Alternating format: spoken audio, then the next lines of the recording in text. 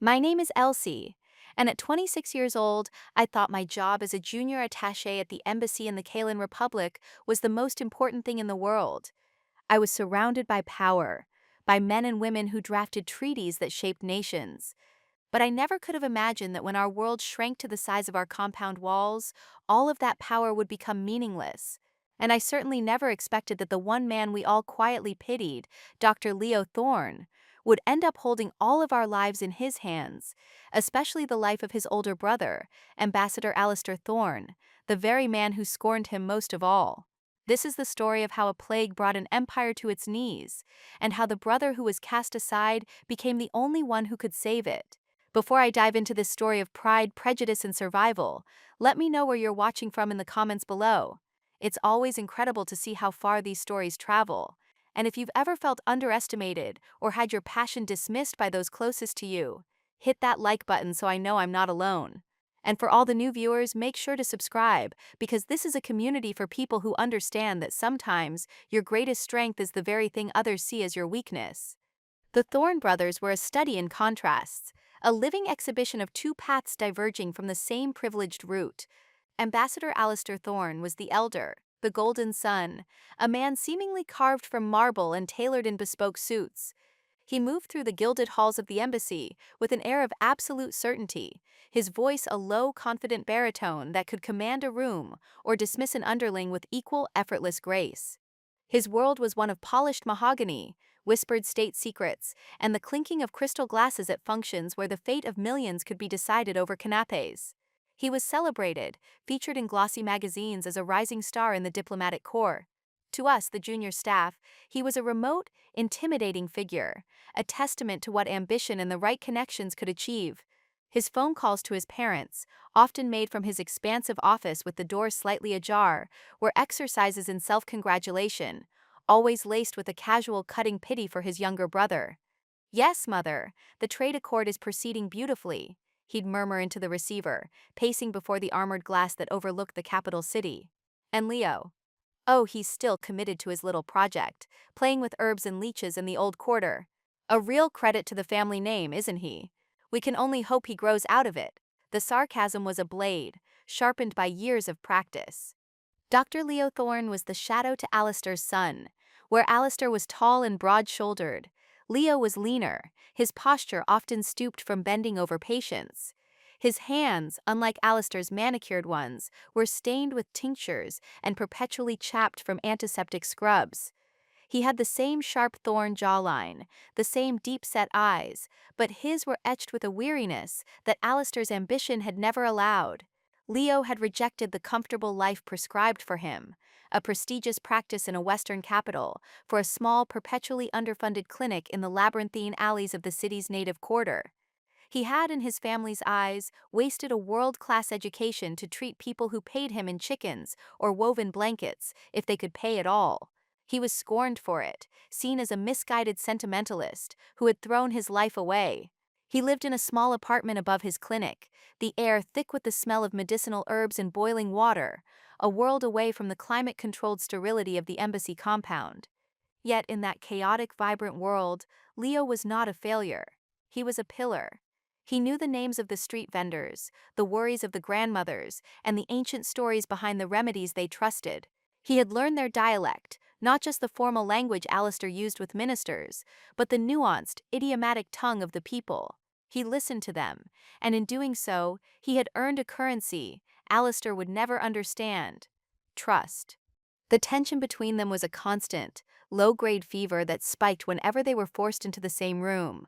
One sweltering evening, just before the world changed, Alistair had summoned Leo to the embassy for a formal dinner. It was a command, not an invitation.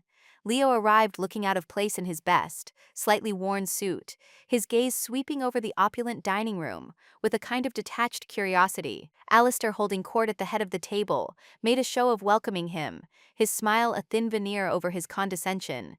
"Leo, so glad you could tear yourself away from your charity work," he announced, gesturing for his brother to take a seat. Throughout the meal, Alistair directed a steady stream of passive-aggressive remarks at him, disguised as well-meaning concern. "I was just telling Minister Khalif about you," Alistair said, swirling a vintage red in his glass. He was asking if we had any medical staff who truly understood the local constitution. I almost suggested you, but of course this is a serious diplomatic post. The implication hung in the air. Leo's work was not serious. Leo merely ate his food, his silence a wall that seemed to infuriate Alistair more than any argument. Honestly, Leo, when are you going to stop this foolishness and come back to the real world? Alistair finally pressed, his voice losing its polished edge. There's a position for a staff physician right here. Civilized patience, a proper salary. You could finally do something with your life. Leo carefully placed his fork on his plate, his gaze meeting Alistair's. These are real people, Alistair, he said, his voice quiet but carrying a weight that cut through the room's polite chatter. Their lives, their children, their illnesses, they matter just as much as your treaty partners, maybe more. A chasm opened between them, vast and unbridgeable. It was the last normal conversation they would ever have. The first whispers of the plague came not through official channels, but on the hot, dusty winds blowing in from the city's periphery. Rumors of a strange fever, one that moved with unnatural speed, circulated among the market vendors and the laundry women who worked for the embassy staff. Alistair's daily briefings dismissed it as a seasonal flu, exacerbated by local sanitation issues. The Kalen Ministry of Health, eager to avoid a panic that could disrupt trade, issued sterile statements insisting the situation was isolated and under control. But in his clinic, Leo saw the truth. He saw the disease firsthand, and it was unlike anything he had ever encountered. It began with a raging fever, but then came the telltale sign, the one that chilled him to the bone, a subcutaneous rash that looked like a network of fine cracks, as if the victim's skin had been turned to glass and was shattering from within. The final stage was a rapid, suffocating respiratory collapse. He started calling it the glass shard fever. He worked tirelessly, trying every antiviral and antibiotic he had, but nothing touched it. The mortality rate was terrifyingly close to 100%. He knew he had to warn his brother. He called the embassy on a crackling line, finally getting patched through to Alistair, who was in the middle of hosting a garden party for a visiting trade delegation. The faint sound of a string quartet drifted through the phone. "Leo, I'm rather busy," Alistair said, his voice tight with annoyance. Leo spoke quickly, his words tumbling out, describing the symptoms, the speed, the sheer lethality of what he was witnessing. "Alistair, you have to listen to me. This isn't the flu. You need to lock the embassy down, restrict all movement. This thing is spreading like wildfire." There was a dismissive sigh on the other end of the line. "Leo, please, don't be so dramatic. I have the Minister of Health right here, and he assures me it's contained. You're causing a panic over nothing. It reflects poorly on all of us, on our family. I have to go." The line went dead. Leo stood in his small, cluttered office, the dead phone in his hand, a cold dread washing over him. Alistair hadn't heard a word. He had only heard the ramblings of his failure of a brother. 2 days later, the first case appeared inside the embassy walls. It wasn't a diplomat, but a local driver named Kale, a cheerful man who had worked for the embassy for 15 years. He was found collapsed in the motor pool, burning with fever. The embassy's physician, Dr. Morrison, a pompous, by-the-book man who had always been openly disdainful of Leo's work, diagnosed it as a virulent strain of influenza. Kale was isolated in the small 4-bed infirmary, but it was too late. The invisible enemy was already inside the gates. The next day, 2 kitchen staff reported sick, then one of the security guards. The official story held, but a current of fear began to run through the compound. Then the world outside fell apart. The Kalen government, realizing they had catastrophically misjudged the situation, reacted with brute force. Overnight, the entire capital city was placed under a martial lockdown. Tanks rolled onto the streets. The diplomatic quarter was declared a total quarantine zone. The massive ornate gates of the embassy were sealed, chained shut by soldiers in full hazmat gear. All commercial flights were grounded. All internet and phone lines, save for Alistair's secured satellite link to his own government, were severed. Suddenly, the embassy was no longer a fortress of power. It was a gilded cage. Alistair was incandescent with rage. He was trapped. His carefully cultivated contacts were unreachable. His authority, which had seemed as solid as the embassy's marble floors, vanished. He was just another person locked in a building. He spent hours on the satellite phone, shouting at faceless bureaucrats thousands of miles away, demanding extraction, demanding a response, but he was met with platitudes and promises of monitoring the situation. The panic he had accused Leo of inciting now bloomed in full, terrifying color within his own walls. More staff fell ill. And then, the ultimate blow. Dr. Morrison, after treating the first few patients, collapsed in the infirmary hallway, his own skin beginning to show the horrifying crystalline rash. The Western medicine they had stockpiled was as useless as sand against a tsunami. And in the middle of it all was Leo. He had been at the embassy for that disastrous dinner, had stayed the night in a guest suite at Alistair's cold insistence, and had been trapped along with everyone else when the lockdown came. Now, as the official doctor lay dying, the scorned younger brother was the only physician left standing. And as the fear and sickness spread, everyone began to notice the same strange, impossible thing. Leo Thorne showed no symptoms at all. In the first few days of the lockdown, Alistair tried to command the chaos into submission. He did what he knew best. He formed committees. He drafted protocols. He held briefings in the main conference room, his voice attempting the same authoritative tone that had always served him. But his words were just noise, empty bureaucratic rituals against the terrifying reality of the sickness. People were not listening to memos about ration distribution. They were listening to the ragged coughs coming from behind closed doors. They were watching their friends and colleagues being carried to the rapidly filling infirmary. Alistair's power, derived from a world that no longer existed, evaporated like morning mist. The staff, from the highest-ranking deputies down to the janitorial crew, began to turn their eyes away from the ambassador at the podium and towards the quiet, focused man who had taken over the infirmary. Leo moved with a calm, methodical purpose that was a stark contrast to Alistair's frantic organizing. He turned the embassy ballroom, with its glittering chandeliers, into a makeshift overflow ward, spacing beds far apart. He enforced strict quarantine measures, his quiet authority more effective than all of Alistair's shouted orders. He explained to the terrified staff why Dr. Morrison's treatments had failed. "This isn't bacterial. It's not the flu," he said, his voice low and steady. "It's a virus, and it attacks the vascular system. The treatments we have here are like trying to stop a flood with a paper towel." He didn't offer false hope, only facts, and in the terrifying uncertainty, the facts were a strange comfort. Alistair, seeing his control slip away, finally confronted him in the infirmary. The air was thick with the smell of antiseptic and fear. "What in God's name do you think you're doing? I am in command of this embassy." Leo didn't even look up from the patient he was tending to. "Your authority isn't curing anyone, Alistair," he replied, his voice cold and sharp. "My experience might. So you can either help me, or you can get out of my way." It was a declaration of a coup, not for power, but for survival. For the first time in their lives, Alistair had no response. He was rendered speechless. Later that evening, as Leo was sorting through the useless medical supplies, Alistair found him again, his anger replaced by a bewildered curiosity. "How?" he asked, his voice barely a whisper. "Why aren't you sick?" Leo finally stopped what he was doing and looked his brother in the eye. "Because I've had it before," he said simply. He explained that months ago, during one of his trips to a remote mountain village, one of the foolish excursions Alistair had so often mocked, he had encountered a much milder precursor version of the virus. The villagers had called it the breathless fever. It had made him sick for a week, but he had recovered. "I was exposed," Leo said, a profound irony coloring his words. "My body developed a defense. All that time I was wasting out there, Alistair, it made me immune. It's the only reason I'm still standing."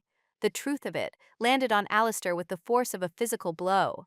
The very work he had despised, the life he had ridiculed, was now the only thing standing between his world and complete annihilation. With the power dynamic inside the embassy irrevocably shifted, Leo's mind was not on his brother's fall from grace, but on a faint, desperate hope. He knew that Western medicine was useless, but his years in the local communities had taught him that there were other kinds of knowledge, other pharmacopoeias that had been developed over centuries. He remembered the breathless fever in the mountains. The village elder, a woman named Anya with eyes that seemed to hold the history of her people, had treated him not with pills, but with a poultice and a bitter tea. The main ingredient, she had told him, was the root of a rare, deep-growing plant they called the sunstone root, for its golden crystalline interior. It didn't cure the fever, but it seemed to stop the respiratory distress, giving the body's own defenses a chance to fight back. It was a long shot, a desperate gamble based on folk medicine, but it was the only hope they had. The problem was, the embassy's meticulously manicured gardens did not contain rare, high-altitude medicinal roots. The only places to find it were in the old city's herbal market, now the epicenter of the plague, or, even more unlikely, in the foothills of the mountains beyond the city, a journey that was now impossible. He brought his idea to Alistair, laying it out not as a request, but as a plan. "I need to get out," Leo said. "I need to get to the herbal market. I know an old man there, Master Fen.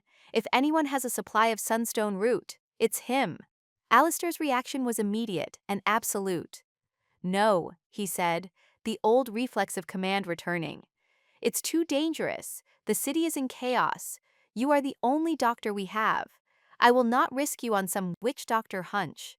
But the words rang hollow, even to him. It wasn't just about protecting his only medical asset. It was about control. He couldn't stand the idea of being a helpless bystander, while his younger brother, his lifelong project of pity, ventured out as the sole hero of the story. The argument that followed was bitter, fueled by years of resentment. "People will die, Alistair." Leo's voice rose, echoing in the cavernous office. "Your attachés, your staff, the people you are responsible for. They are dying in the ballroom right now. Is your pride, your fear of being irrelevant, worth more than their lives?" While the brothers fought, a new alliance was forming in the quieter corners of the embassy. I, along with a handful of others, had seen enough. We saw Alistair's impotent rage and Leo's tireless, effective compassion. We placed our bets on the doctor. The head of the security detail, a stoic ex-soldier named Marcus, came to me, his face grim. "The ambassador has lost his mind," he said in a low voice. "He's going to let us all die in here while he drafts memos. Dr. Thorne is our only chance." We began to plan in secret, mapping out service tunnels, assessing risks, gathering what few supplies we could. We would help Leo get out, with or without the ambassador's permission. We were planning a mutiny, not for power, but for a chance to live. The breaking point came on the 8th day of the quarantine. Alistair's personal aide, a bright, ambitious young man named Julian, whom Alistair had mentored for years, collapsed during the morning briefing. He had tried to hide his symptoms, not wanting to worry the ambassador, but the fever overwhelmed him. As they carried him to the ballroom ward, Julian's terrified eyes locked on Alistair's, a silent, desperate plea. For Alistair, this was the moment his carefully constructed world shattered completely. This wasn't a faceless staff member. This was Julian. This was the young man he had promised a glittering future. He saw the faint crystalline rash beginning to appear on Julian's neck, and something inside him broke. The arrogance, the pride, the years of cultivated superiority, it all crumbled into dust, leaving behind only the raw, primal fear of a man watching someone he cared about die. Later that afternoon, he walked into the infirmary where Leo was crushing herbs for a palliative tea. The great ambassador Alistair Thorne, the Golden Sun, looked utterly defeated. His shoulders slumped, his suit jacket was rumpled, his eyes were hollow.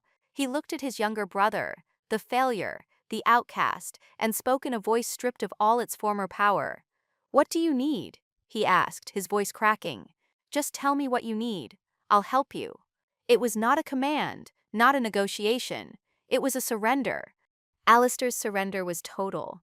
The part of him that was a diplomat, scheming, controlling, obsessed with protocol, died in that moment, and what was left was simply a brother, terrified and desperate.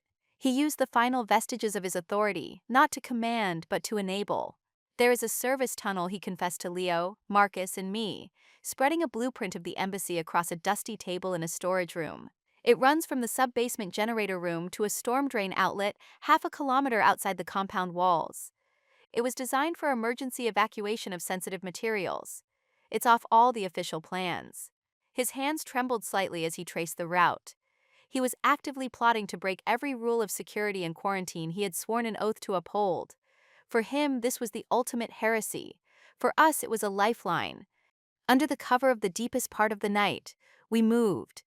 Alistair, using his master keycard, led us through the silent, echoing basement levels of the embassy, past dormant machinery and crates of vintage wine reserved for state dinners.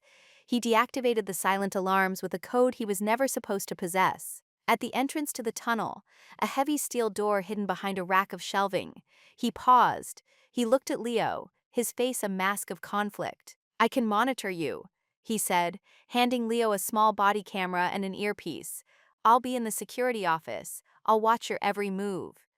It was a last desperate attempt to participate, to not be left behind entirely. Leo simply nodded, clipped the camera to his jacket, and without another word, stepped into the darkness. I followed close behind him, with Marcus taking up the rear, a heavy-duty flashlight cutting a path through the suffocating blackness. The air in the tunnel was thick with the smell of damp earth and decay. It felt like we were entering a tomb. Back in the sterile security office, surrounded by a bank of screens, Alistair watched as the small circle of light carrying his brother and his last hope moved away from him, a lone star in an ocean of black. He was the commander who had been left on the shore. When we emerged from the storm drain, the city was a nightmare landscape. It was a place Alistair had only ever seen from his armored car or his penthouse office, but now he was seeing it through Leo's eyes, raw and unfiltered. The streets, normally teeming with life, were eerily silent, choked with abandoned vehicles and debris. The only sound was the mournful howl of the wind whipping through the empty avenues. Leo navigated this ghost world with a grim familiarity. He knew the back alleys to take, the shadowed doorways that offered cover. This was his city, the one Alistair had always ignored, and its sorrow was something he felt personally. At one point, a figure in a makeshift mask stumbled out of a doorway, his eyes wide with fear and suspicion. Marcus instinctively raised his weapon, but Leo held up a hand, stopping him. He spoke to the man, not in the formal language of the state, but in the soft, guttural dialect of the old quarter. His voice was calm, reassuring. The man stared at Leo for a long moment, then his eyes widened in recognition. He nodded, pointed down a side street, and whispered a single word, "Careful." Then he melted back into the shadows. In his office, Alistair watched the exchange on the monitor, his knuckles white. His entire career had been based on communication, yet he had never been able to forge a connection as real, as instantaneous, as the one he had just witnessed. His brother's wasted time had bought them safe passage. They found the herbalist shop in the heart of the old market. The door was splintered, the interior ransacked. Despair washed over me. We were too late. But Leo didn't hesitate. He went behind the counter, pried up a loose floorboard he apparently knew was there, and reached into the dark space beneath. He pulled out a dusty canvas sack. He emptied its contents onto the counter, and even in the dim light, the contents seemed to glow. A handful of gnarled, golden-hued roots, the sunstone root. Beside it, he found a sealed clay jar of dark, viscous tree sap, the second component of the remedy. As he was carefully packing their prize, the sound of shouting erupted from the street. A military patrol, jumpy and aggressive, rounded the corner, their rifles raised. They saw us, silhouettes in the ruined shop, and screamed for us to freeze. This was it, the end of our desperate gamble. Marcus stood in front of Leo and me, a human shield, his own weapon held at a low ready. It was a standoff that could only end in blood.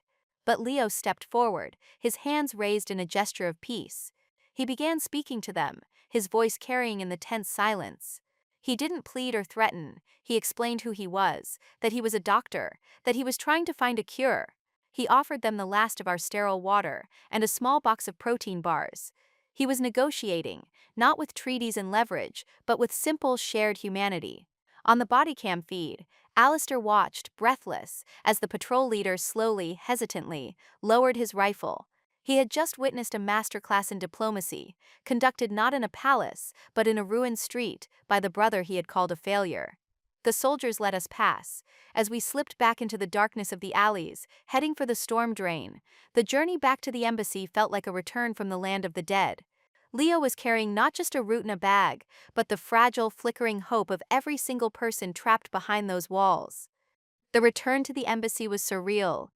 We emerged from the service tunnel, covered in grime and smelling of the sick city, into the pristine, climate-controlled basement.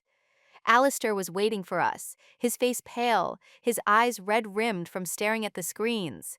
He looked at the canvas sack in Leo's hand as if it were the holiest of relics. There was no time for celebration. Leo immediately commandeered one of the embassy's vast, stainless steel kitchens, a room normally used to prepare exquisite meals for foreign dignitaries.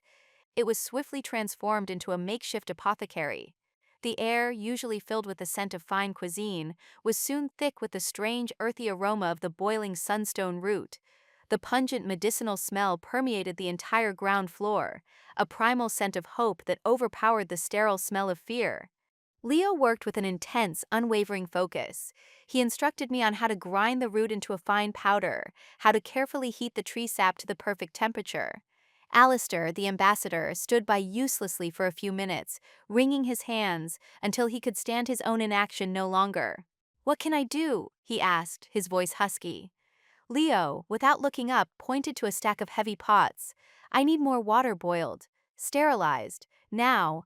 And so Ambassador Alistair Thorne, a man whose hands were more accustomed to signing treaties than to manual labor, spent the next several hours hauling massive pots of water, his expensive suit sleeves rolled up, his face slick with sweat from the steam. It was a penance, a humbling act that stripped away the last of his pride. He was no longer a diplomat, he was just a man trying to help his brother save the world. The first dose of the dark, bitter tea was ready near dawn. The first recipient was chosen without discussion. Julian, Alistair's aide. He was barely conscious, his breathing shallow and ragged, his skin covered in the terrifying web-like rash. Leo administered the remedy gently, holding the young man's head up, helping him sip the liquid. Then, there was nothing to do but wait. The waiting was a unique form of torture. Alistair refused to leave Julian's side. He pulled up a chair and sat a vigil. All the power and bluster he had ever possessed melted away, leaving only a raw, pleading hope. Hours crawled by. The only sounds in the ballroom ward were the soft, pained breathing of the sick and the frantic beating of our own hearts. I remember watching Alistair, who had always seemed so invincible, look so profoundly small and helpless in that vast, echoing room. Then, around noon, a nurse let out a soft gasp. She was pointing at Julian. We all rushed to his bedside. The change was almost imperceptible at first, but it was there. The angry red flush of his fever seemed to be receding slightly. A few hours later, his breathing, which had been a desperate rattling gasp, began to even out, deepening into something closer to true sleep. By nightfall, the impossible had happened. Julian's fever had broken. The intricate crystalline patterns on his skin were beginning to fade, leaving behind pale, ghost-like traces. The remedy worked. A wave of collective, shuddering relief washed through the embassy, so powerful it was almost a physical force. It wasn't a cheer. It was a shared, silent sob of people who had been pulled back from the edge of the abyss. Leo showed no signs of triumph. He simply nodded, his face etched with exhaustion, and began preparing the next dose. He worked tirelessly for the next 48 hours, moving from bed to bed, treating everyone, from the deputy chief of mission to the local gardeners, with the same gentle, unwavering care. The great equalizer, death had been met by an even greater one, a healer who saw no rank, only a patient in need. Days later, the crisis had passed. The ballroom was no longer a hospice, it was a recovery ward. The scent of Leo's herbal remedy had become the scent of life itself. The embassy staff, those who had been skeptical, who had trusted in Morrison's modern medicine, now looked at Leo with a kind of religious awe. They brought him food. They made sure he rested. They spoke his name in hushed, reverent tones. He had become a reluctant savior. I found Alistair in the embassy library, a grand two-story room where he had once hosted stuffy literary evenings. He wasn't reading diplomatic histories.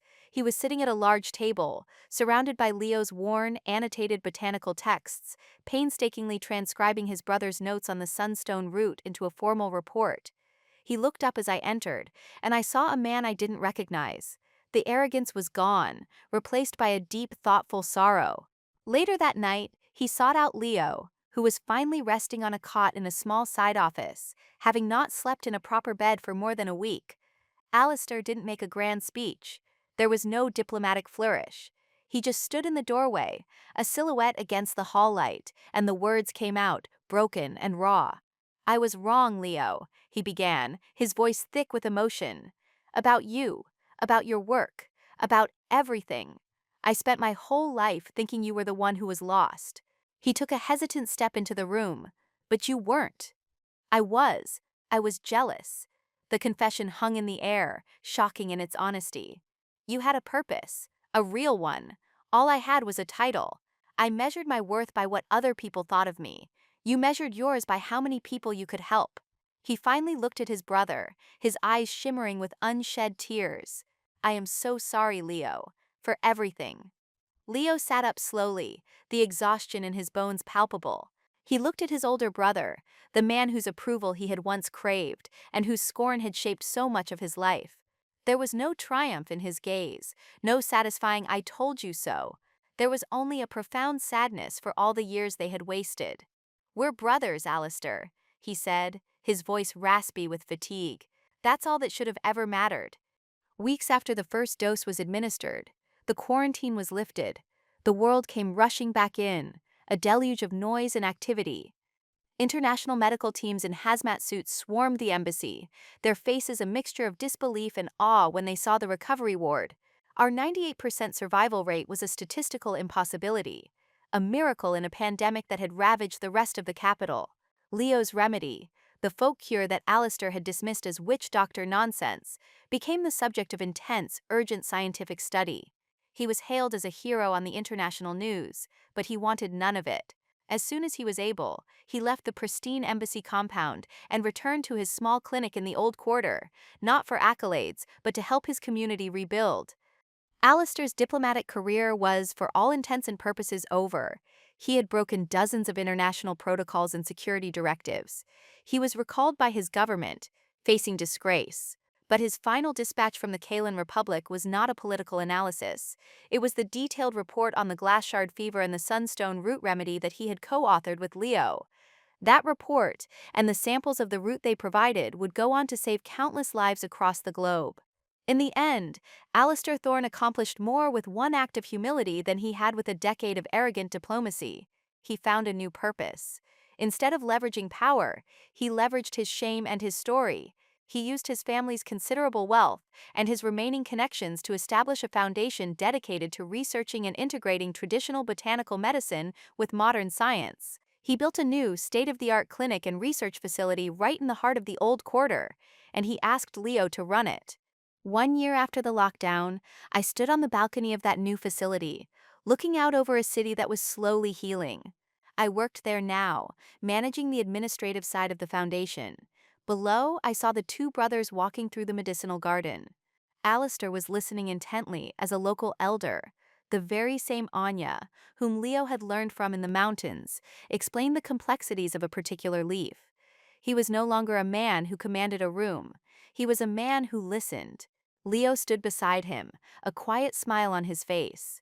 They were no longer the golden son and the failure, the diplomat and the outcast. They were just two brothers, equals, bound not by resentment, but by a shared terrible and beautiful history.